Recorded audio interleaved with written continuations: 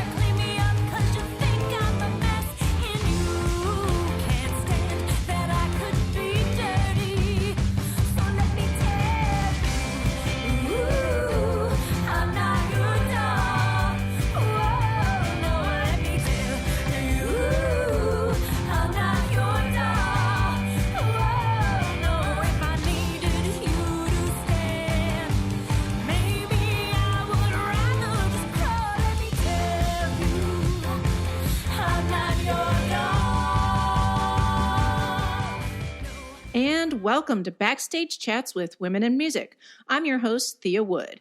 This episode's special guest is a psychobilly-loving riot girl with the soul of a noir comic book character. But don't let that fool you. Her commitment to uplifting the next generation of female music makers guarantees her set of angel wings.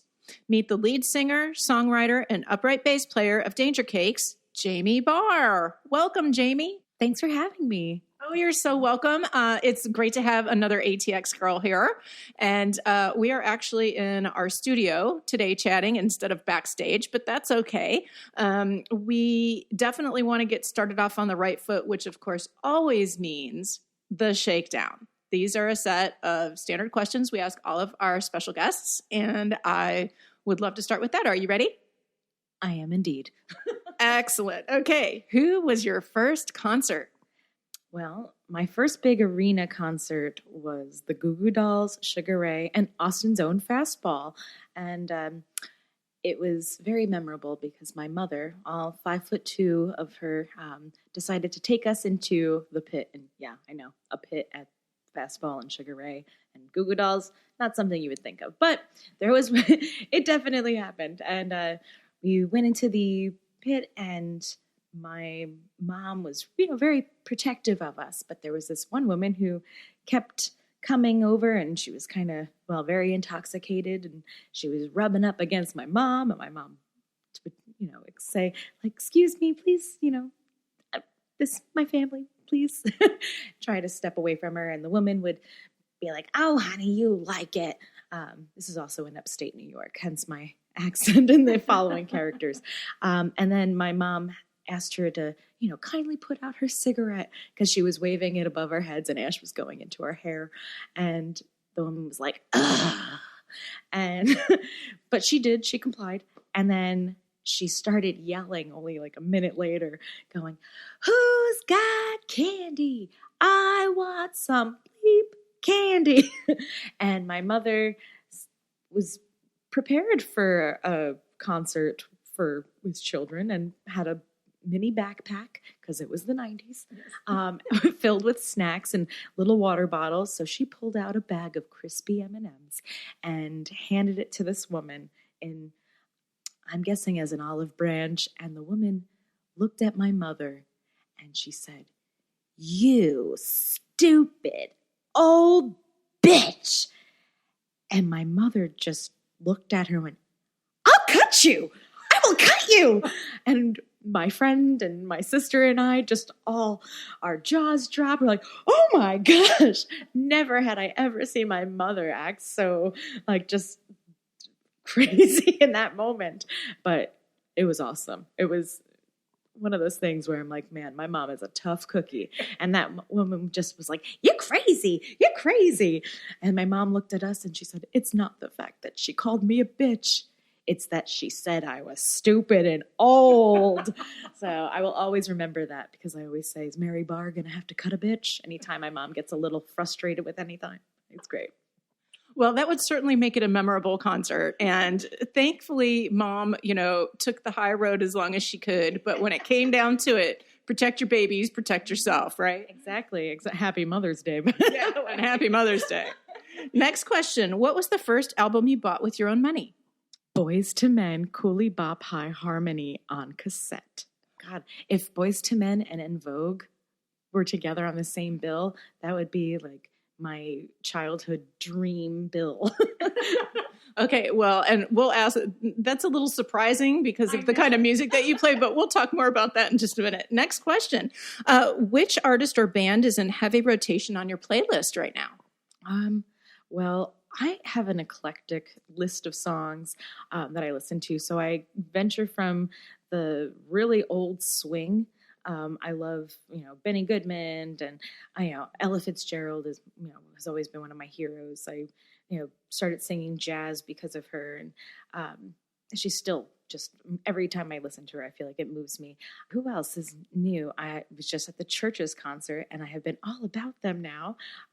They were so much fun, and they were wonderful to actually be part of the Girls Rock Austin experience and Girls Rock Camp Alliance, where they actually donated $1 from every single ticket to each Girls Rock camp in the city that they were performing in. So, yeah, pretty great. Let's see, I love Creep Show and horror pops.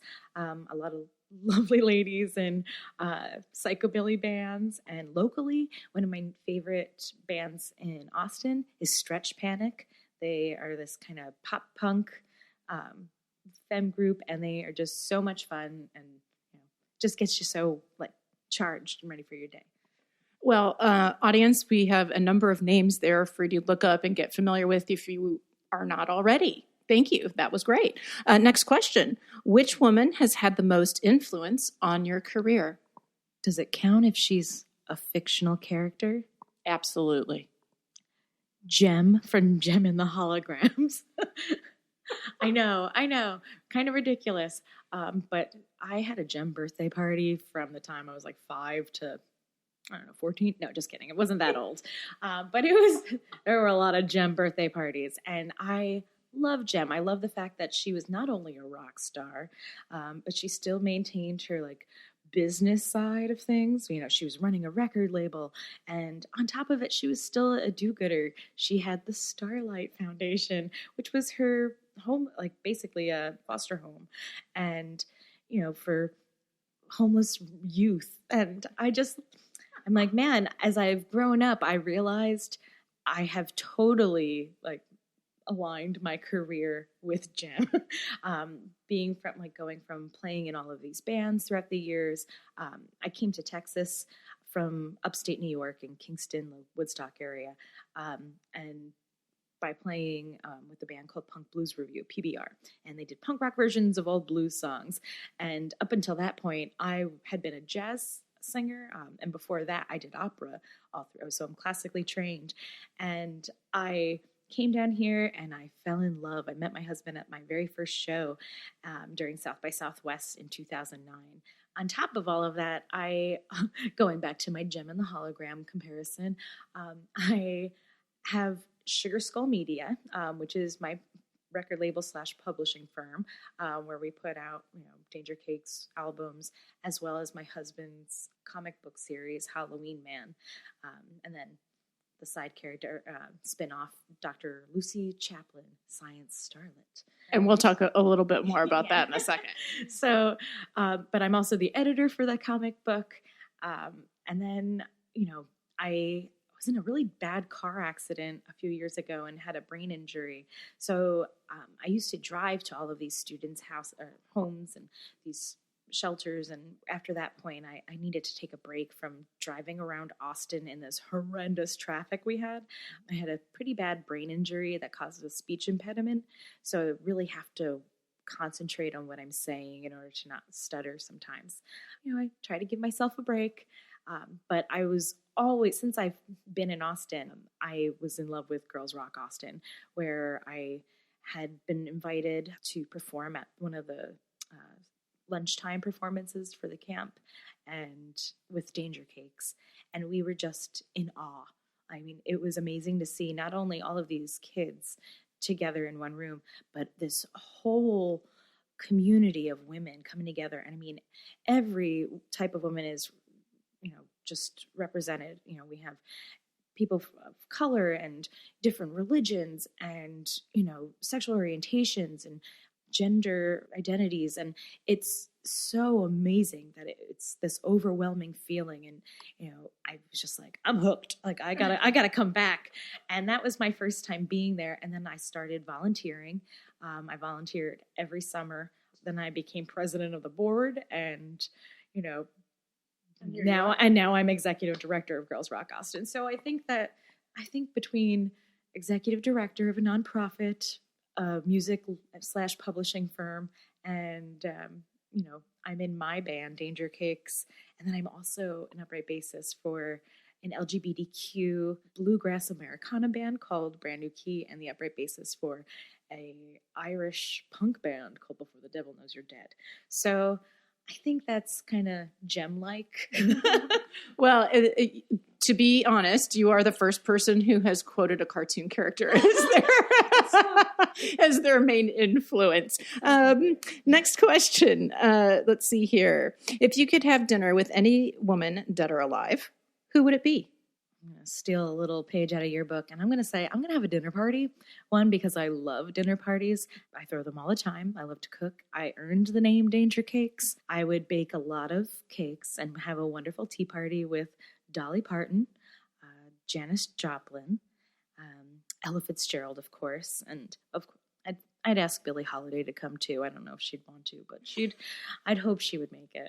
And maybe Amy Winehouse, because nobody parties like Amy. Yeah. And she puts the danger in the cakes, doesn't she? Oh, yeah. Okay, last question. What is one life goal you'd like to accomplish before climbing that golden stairway to heaven?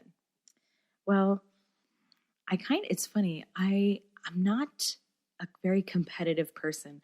I love to cheer everyone on. So like competitive sports, definitely not my thing, because I would totally cheer for both sides. But I have always wanted to win a Grammy. I know. And it's funny because the type of music I perform is a little too niche to really be in the market. You don't hear of a lot of psychobilly riot girl bands getting Grammys. But it's one of those things where I've always wanted to do that. And I'm in the process of starting my solo project, Jamie Bahr and the Big Decisions. And so, maybe, just maybe that'll happen. From your lips to God's ears, as far as, getting more women, more riot girls, psychobilly, like some hard rock and roll out there in the Grammy nominees, even if it's just a nomination. I would love to see more of it, especially in the rock category. It is very difficult for women to hit that level and get that recognition. So I'm with you on that. That's a great one. And if the Academy allows me, I will vote for you. Well, thank you. I'm so flattered. We're going to take a quick break and continue our chat after this message. Backstage Chats Foundation would like to thank the Inn at Newport Ranch for supporting our mission to amplify the voices and careers of women in music. Located on the scenic ocean front of Mendocino County, California, the Inn at Newport Ranch was voted one of the 20 best hotels in the world by Andrew Harper's Hideaway report. As a guest, you'll enjoy hiking and guided ATV tours through 2,000 acres of redwoods, horseback riding along 20 miles of world-class trails, trips to local wineries, and even whale watching. It's a nature lover's paradise for everything from executive retreats to small weddings. Learn more by visiting the inn at newportranch.com. Now, back to the chat. Well, now we're getting into, we're finished with the Shakedown, everybody. So there we have it from Jamie Bahr, who is with us today from the band Danger Cakes, as well as the executive director of Girls Rock Austin. And we were just talking a little bit about women and getting their recognition as far as being, especially in being in the rock genre, and how difficult it can be. And there are, proportionately speaking, there are very few all-female rock bands. And you have formed a band, again, Danger Cakes, with Suna Wakeham, did I say her name right? And with Sarah Schiff. And I wanted to ask, how did that happen? How did the three of you get together? Well, actually, Sarah and Suna are only the most recent members of the band. Danger Cakes was formed in 2010, and we started out as a 7-piece band. We were billing ourselves as the all-girl, like the Riot Girl big band orchestra type thing, but we were very, rockin'. But it was also interesting to have like a tuba and we had a baritone mandolin. That was Drew Hayes, who's actually in Giddy Up Go now. She's wonderful. She also plays upright bass too, so we're still great friends. And she just played our Girls Rock Austin Mama Slade Tea Party extravaganza.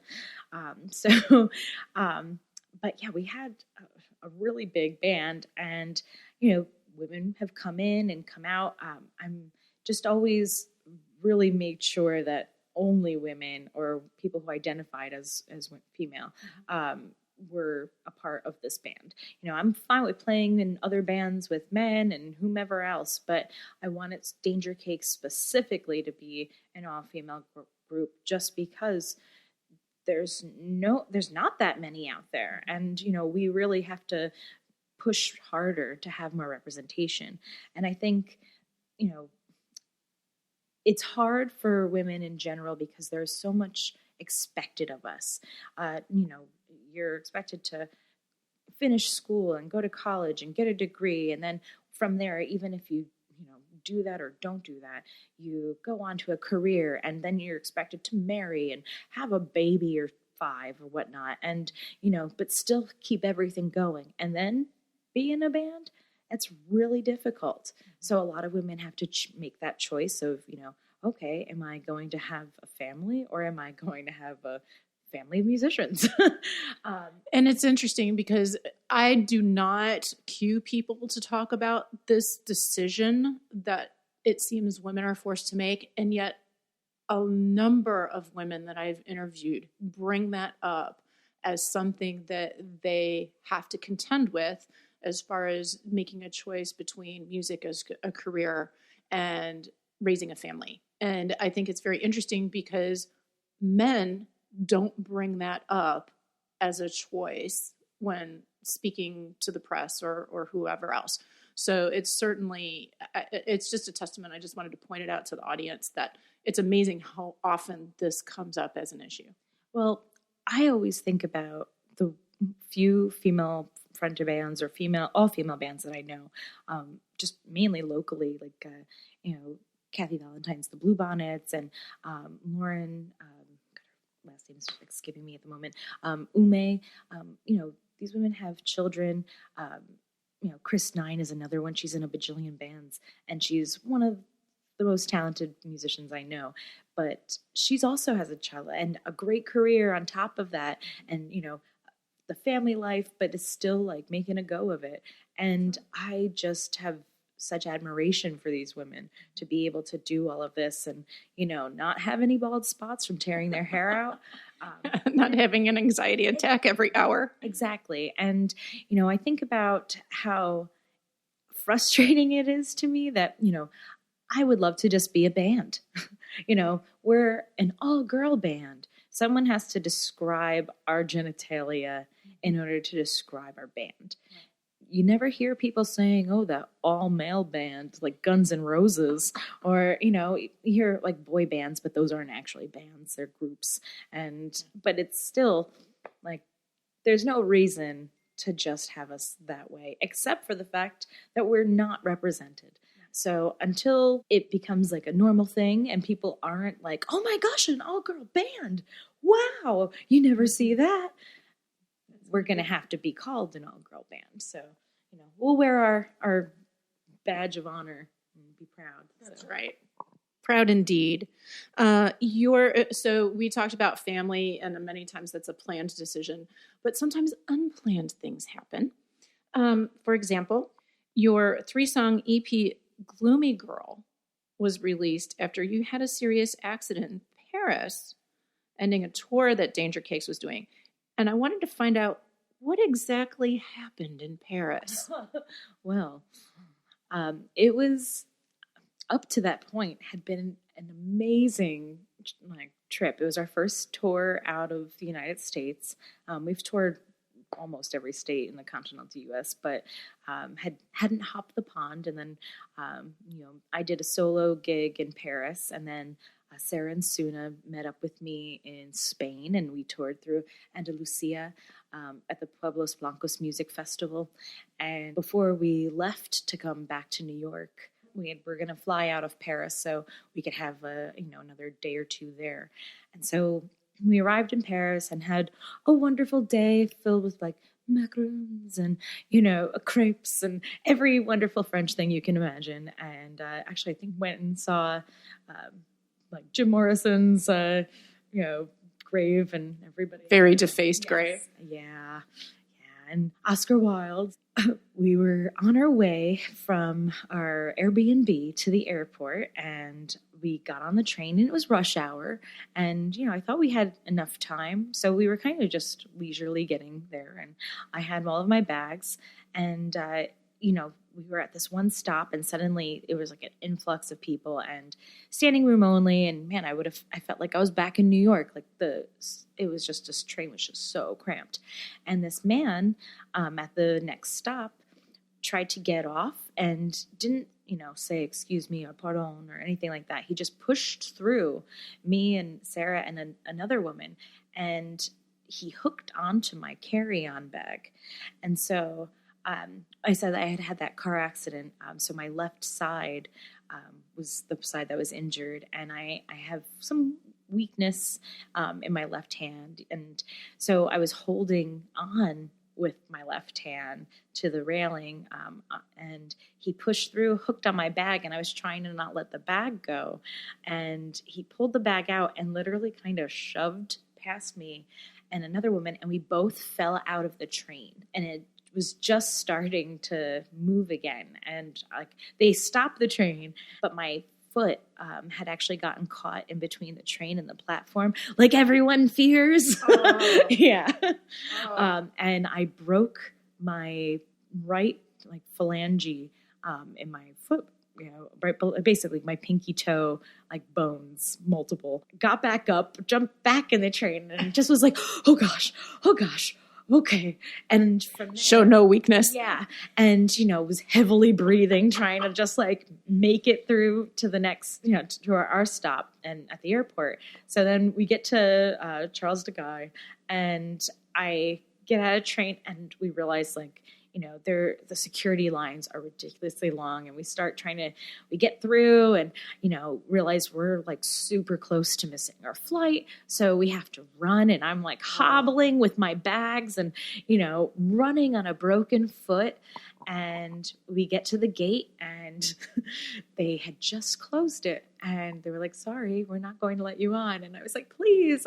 I was like, I just broke my foot. And I knew it was broken. I mean, it was colors. And they said, well, we're just going to send you to the medic then. So I went to the medic, and they gave me some glorious French painkillers. We finally got back to Austin, and I was exhausted, but I went to the doctor immediately, and they were like, yeah, your foot's broken. They put me in a soft cast. They gave me more painkillers, but I'm really sensitive to things. I try not to take stuff like that. So I took Vicodin, and I immediately didn't really feel very well. So I call the doctor because I started getting this crazy rash, and I was like, it's only on the one side of my body though. It's, and they were like, you need to come in right now. And I was like, okay. And I get in there and they're like, you have shingles. So I was like, oh my gosh. So a song came out of this entire incident. The Bruise Blues.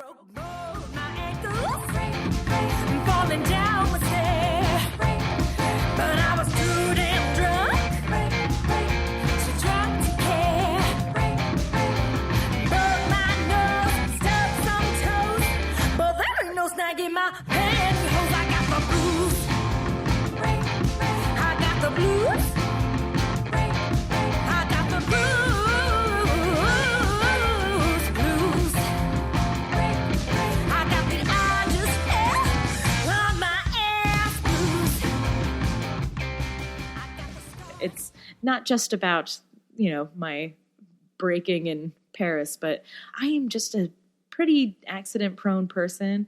The very first line of the song is like, I broke both my ankles falling down one stair. True story. And it's like, I no longer wear stilettos, especially in the winter. Well, we're definitely going to have a link to that song in our show notes so that everybody can enjoy it. I wanted to touch on a fun fact. You are the muse for a comic book character, and you mentioned a little bit about this earlier. And I would love it if you could tell the audience who the character is and what makes her unique. Well, my husband has Halloween Man, which is his comic book he's been doing for the last 20 years. He actually just received the Best of Austin Best Comic Creator Award for 2018. And Lucy Chaplin has been around longer than we've known each other, but she started out looking very thin and what I would call a skinny glink. She looked like every other comic book character out there, and but my husband said he had always envisioned her as a very full-figured woman, like an Amazon. And as when we got together, his friends who were also artists on the comics, I noticed started drawing this character to look more and more like me, like her eyes changed. She'd also started wearing my clothes. Like her costumes in the book were like my dresses, and I called him out on it. I was like, is that my dress? And he was like, oh yeah, I used it for inspiration. And then, because I was a little weirded out by the idea of a character like looking like me.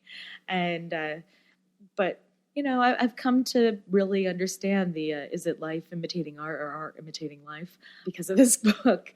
And now Lucy has become a pretty big character. Everyone loves her. She's actually the smartest person in the world. She's also like a power lifter and a mad scientist. And she's just awesome. She's like just a great role model for girls.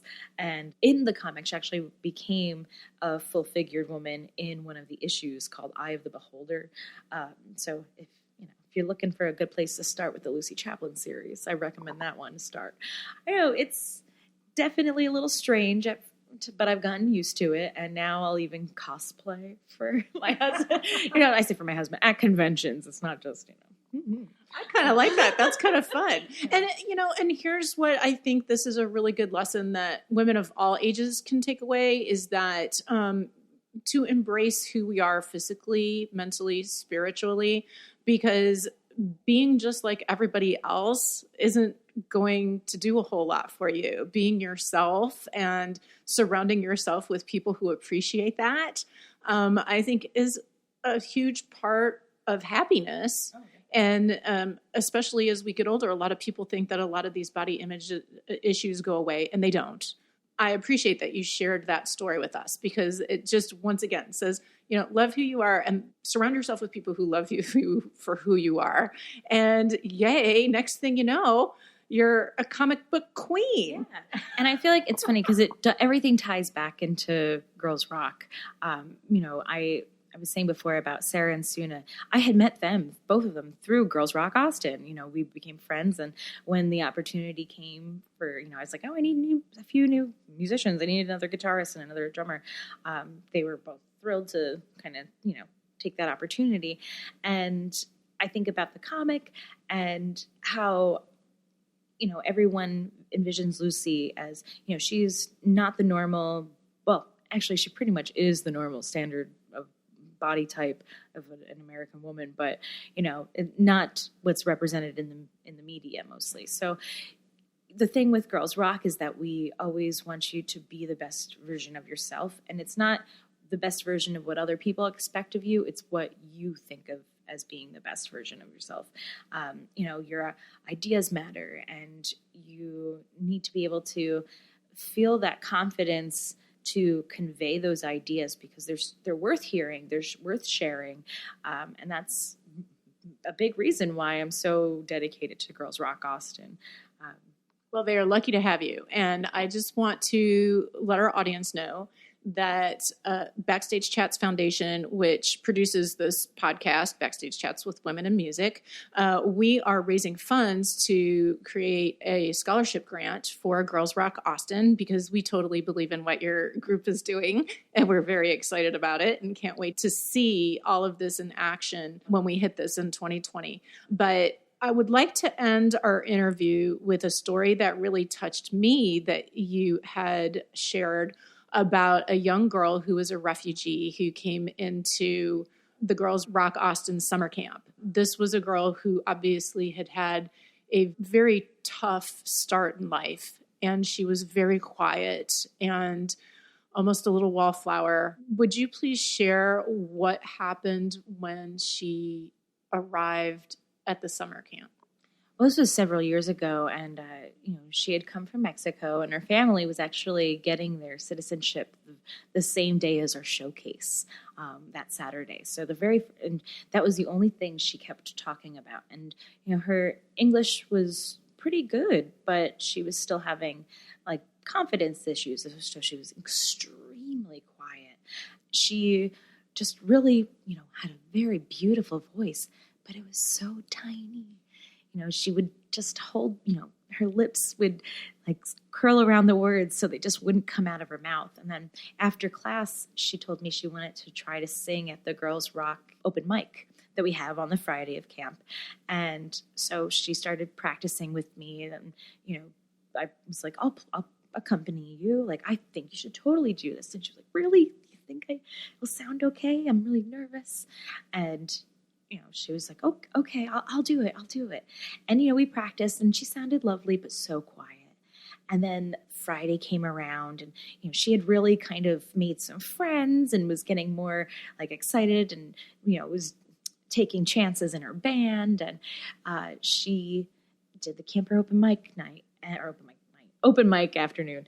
And, she started singing, and, the big part, like, I want to hold your, and then she just suddenly let out this like, hand, and it filled the Trinity United Methodist Church. I mean, it was a holy experience. Everyone had goosebumps. And I mean, she just made probably a good 25 people cry, because we had all seen her all week so, quiet and just so reserved in what she was willing to express. And then by the end of the week, she's laughing and she's cracking jokes, and she's filling these rooms with her voice.